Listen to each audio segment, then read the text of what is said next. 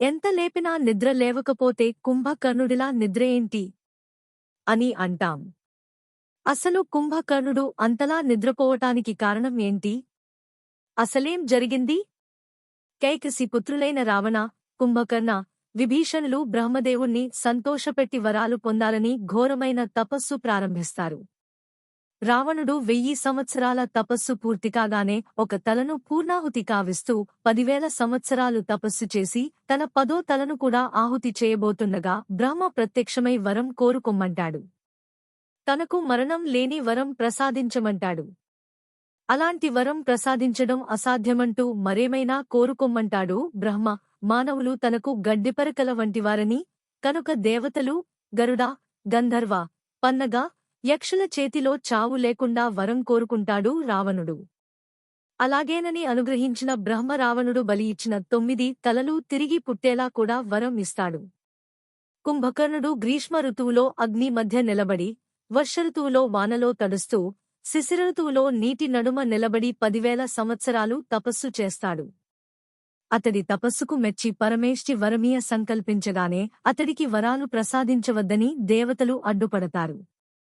సరస్వతీదేవిని కుంభకర్ణుడి నాలుకపై ప్రవేశపెట్టి బ్రహ్మదేవుడు ప్రత్యక్షమై వరం కోరుకొమ్మంటే నిర్దయ బదులు సరస్వతీదేవి ప్రేరణతో నిద్దుర కావాలంటాడు కుంభకర్ణుడు. తథాస్తు అంటాడు కమలాసనుడు.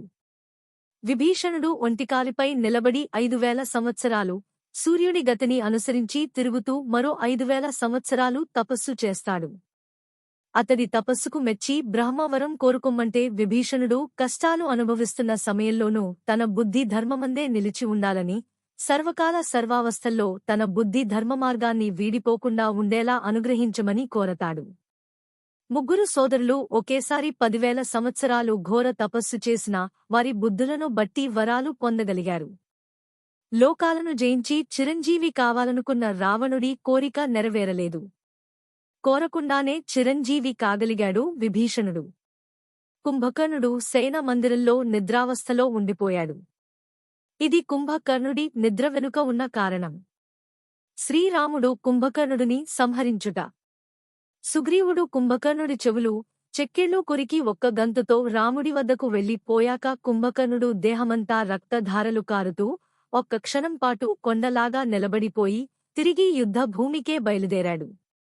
తన చేతిలో ఆయుధం లేదని జ్ఞాపకం వచ్చి అతనొక భయంకరమైన ముద్దరాన్ని దారిలోనే ఎత్తుకుని యుద్ధరంగానికి వెళ్లాడు. అక్కడ తన కోపావేశంతో కనిపించిన ప్రాణులన్నిటినీ పట్టుకుని తినసాగాడు. వారిలో వానరులతోబాటు రాక్షసులు కూడా తన నోటపడుతున్న సంగతి కూడా కుంభకర్ణుడు గమనించలేదు. వానరులు అతనికి అందకుండా పారిపోతుంటే కుంభకర్ణుడు వారిని వెన్నంటి తరిమి పట్టుకుని వేల సంఖ్యలో తినేశాడు. ఇది చూసి లక్ష్మణుడు కుంభకర్ణుణ్ణి ఎదిరించి అతనిపై బాణాలు వేశాడు. కాని బాణాలను కుంభకర్ణుడేమాత్రమూ లక్ష్యపెట్టలేదు. అతను అందిన వానరులను పట్టుకుని తింటూ రాముడికేసి పోసాగాడు. రాముడొక భయంకరమైన అస్త్రాన్ని వేసి కుంభకర్ణుడి రొమ్ములో కొట్టాడు. ఆ దెబ్బకు కుంభకర్ణుడి నోట జ్వాలలు వెలువడ్డాయి. అతను పడిపోయాడు. కుంభకర్ణుడు మళ్లీ లేవకుండా అతనిపై ఎక్కినుంచోమని లక్ష్మణుడు వానరులతో చెప్పాడు.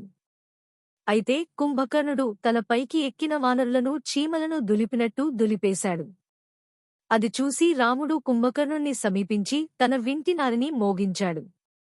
కుంభకర్ణుడు లేచి నిలబడి పెద్ద పర్వతంలాగా రాముడికెదురు వచ్చాడు. రాముడు తన్ని చూసి, కుంభకర్ణా భయపడకు. రా. ఇంద్రుణ్ణి జయించావు కాబోలు. నేను ఇంద్రుణ్ణి కాదు, రాముణ్ణి. నిన్నిప్పుడే ఒక్క క్షణంలో చంపబోతున్నాను అన్నాడు. నేను కూడా విరాధుణ్ణి కాను, కబంధుణ్ణి, ఖరుణ్ణి, వాలిని, మారీచుణ్ణి కూడా కాను, కుంభకర్ణుణ్ణి. వచ్చాను. నీ ప్రతాపమేమిటో నాకు చూపించు, ఆ తర్వాత నిన్ను తినేస్తాను అన్నాడు కుంభకర్ణుడు. రాముడు వేసిన మామూలు బాణాలు కుంభకర్ణుణ్ణి ఏమీ చేయలేకపోయాయి. సాలవృక్షాలను ఛేదించి వాలిని చంపిన బాణాలు కూడా కుంభకర్ణుడి పైన వ్యర్థమైపోయాయి. చేతిలో ఉన్న ముద్దరాన్ని గుండ్రగా తిప్పుతూ రాముడి బాణాలలో కొన్ని తనకు తగలకుండా చేసుకున్నాడు కుంభకర్ణుడు. అప్పుడు రాముడు కుంభకర్ణుడి పైన వాయువ్యాస్త్రం ప్రయోగించాడు. అది ముద్దరం పట్టి ఉన్న కుంభకర్ణుడి చేతిని ఖండించేసింది. కుంభకర్ణుడు పెద్దగా అరిచాడు. అతడి చెయ్యి తెగినప్పుడు దాని కింద పడి కొందరు వానరులు నలిగి చచ్చారు. కుంభకర్ణుడు ఒక చెయ్యి పోగొట్టుకుని రెండో చేత్తో ఒక మహావృక్షాన్ని పెరికి రాముడి పైకి వచ్చాడు. రాముడు చంద్రాస్త్రంతో కుంభకర్ణుడి రెండో చేతిని కూడా చెట్టుతో సహా నరికేశాడు.